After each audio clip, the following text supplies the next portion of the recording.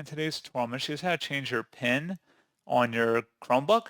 So this should hopefully be a pretty straightforward process here, guys. And without further ado, let's go ahead and jump straight into it. So all you have to do is select the launcher icon, and you want to search for settings. Best result, you go back with settings. Go ahead and open that up. On the left panel, you want to select where it says privacy and security. And then on the right side, select lock screen and sign in. And then you will have to enter in your password.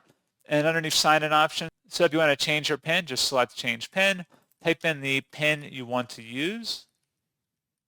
Select continue.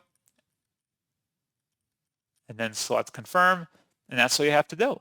So pretty straightforward process, guys. And as always, thank you for watching. I do hope that was able to help you out. And I do look forward to catching you all in the next tutorial. Goodbye.